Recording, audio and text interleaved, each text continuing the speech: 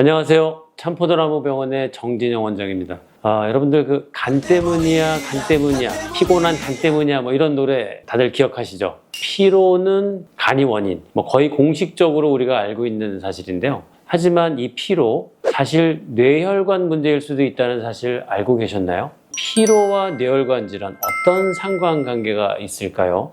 우리가 느끼는 이 피로감은 뇌혈류 부족과 만성 뇌허혈과 같이 뇌로 가는 혈액이 부족한 경우 발생할 수가 있습니다. 두 질환은 비슷해 보이지만 뇌혈류 부족은 혈류의 양적인 측면을 강조하고 만성 뇌허혈은 혈류 부족으로 인해서 대사 손상이랄까 조직 변화 이런 것들을 강조하는 말이에요. 오늘은 피로를 발생시키는 질환들에 대해서 알아보고 단순 피로하고 뇌혈관 이상으로 인해서 발생하는 피로를 구분할 수 있는 방법에 대해서도 함께 알아보는 시간을 가져보겠습니다.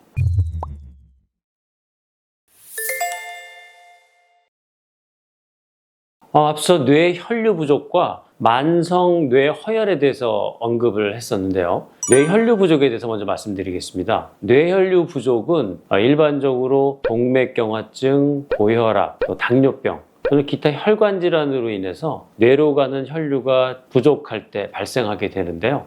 이렇게 되면 뇌로 가는 산소나 영양 공급이 저하되게 되고, 그렇게 되면은 인지 능력이 떨어지고 수면의 질이 많이 떨어지게 됩니다.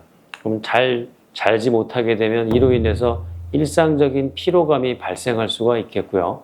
두 번째 말씀드릴 만성 뇌허혈은 그럼 어떤 질환일까요? 만성 뇌허혈은 장기적으로 뇌로 가는 혈액 공급이 부족한 상태로 정의할 수 있겠는데요. 미세혈관병증, 심혈관 질환, 고혈압, 당뇨병 등으로 인해서 만성적으로 뇌로 가는 혈류가 부족해서 발생을 하게 됩니다. 이로 인해서 뇌 기능의 저하로 인지 기능이 감소하고 피로감도 발생할 수 있게 되는 거죠. 원장님, 그럼 뇌혈류 부족과 만성 뇌허혈은 증상 완화가 가능한 건가요? 뇌혈류 부족과 만성 뇌허혈은 증상 완화와 치료가 가능합니다. 하지만 이 질환이라면 완치가 힘들 수도 있는데요. 이 질환은 무엇일까요? 완치가 힘들 수 있는 이 질환은 바로 뇌백질 변성입니다. 뇌백질 변성의 경우 앞에 제가 말씀드렸던 뇌혈류 부족, 만성 뇌허혈과는 또 차원이 다른 질환인데요. 이런 백질 변성이 생기는 첫 번째 원인은 노화입니다. 노화. 나이가 들면서 뇌나 뇌혈관도 노화가 되면서 백질 변성이 발생하는 것이 첫 번째 이유고요. 그 다음으로 우리가 가지고 있는 질병으로 인해서 발생할 수 있는 것이 미세혈관병증이나 고혈압 이런 것들이 원인이 될 수가 있습니다. 뇌는 회백질과 백질로 이루어졌는데요. 우리 표면 쪽에 있는 곳이 회백질이라고 말하는 곳이고요. 좀 더 중심부 쪽에 있는 곳이 백질이에요. 이 백질의 역할은 뇌 신경세포의 축삭을 감싸는 부분으로 신경 신호를 전달하는 데 중요한 역할을 합니다. 그래서 이 백질이 손상돼서 뇌 MRI 검사에서 뇌 중심 부위에 하얀 반점들이나 뭉게구름처럼 보이는 것들을 뇌 백질 변성이라고 하는데요.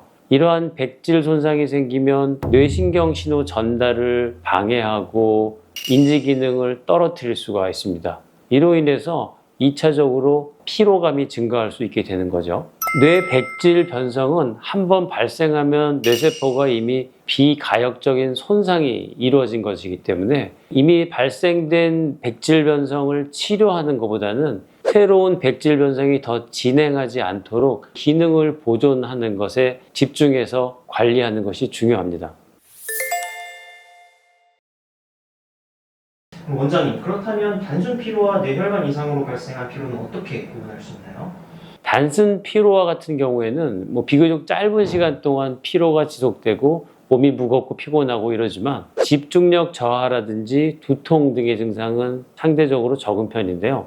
반면 뇌혈관 질환으로 인해서 피로가 발생하는 경우 집중력 저하, 인지 기능 저하 또는 신체적인 불균형, 한쪽으로 몸이 기울어지는 것 같다거나 구름 위로 발을 걷는 것 같은 느낌이 든다거나 하는 이런 증상들이 동반될 수도 있습니다. 이런 피로의 경우 매우 장기적이고 또 지속적이기 때문에 휴식만으로는 쉽게 증상이 개선되지 않을 수가 있습니다. 그래서 이 피로가 단순한 원인으로 인한 건지 아니면 혹시 뇌혈관 이상으로 인해서 생긴 원인인지를 구분하는 것은 아주 중요합니다. 그렇기 때문에 이런 피로 증상이 장기화되거나 두통, 눈 보이는 것이 좀 불편하다든지 말이 좀 어눌해진다든지 이런 추가 증상이 동반되는 경우 신속한 진단과 치료가 필요하기 때문에 병원에 내원해서 전문적인 도움을 받는 것을 권장드립니다. 네, 평소 피로감 이외에 머릿속에 이게 안개가 낀 것처럼 멍한 상태가 지속되는 경험을 하신 분들이 굉장히 많습니다. 이 또한 뇌혈관 질환으로 인해서 발생할 수도 있는 증상입니다. 이러한 멍한 느낌이 지속된다면 소위 말하는 브레인 포그 증후군을 의심해 볼 수 있겠습니다. 브레인 포그가 생기는 원인은 뇌신경에 생기는 일종의 미세한 염증 작용이라고 볼 수도 있습니다. 과도한 스트레스, 수면의 질 저하, 알러지, 공해 이런 모든 것들이 염증성 반응을 유발하고 그 염증이 이제 뇌신경까지 올라와서 아주 심한 경우는 뇌 손상을 일으키는 경우도 생길 수가 있는 거죠. 물론 일시적인 기억력이나 인지 능력 감소는 단순한 컨디션이 좀 안 좋아서 그럴 수도 있습니다. 하지만 이렇게 멍한 느낌이 지속되는 브레인 포그 같은 경우 우리가 뭔가 판단하는 사고력 그리고 집중력, 기억력이 저하되고 피로감이나 심하면 우울감까지 느낄 수가 있습니다. 그렇기 때문에 이러한 브레인 포그 증상이 장기간 지속 또 반복된다면 혹시 뇌에 다른 기질적인 원인은 없는지에 대한 검사를 받아서 뇌의 문제를 확인할 필요가 있겠습니다.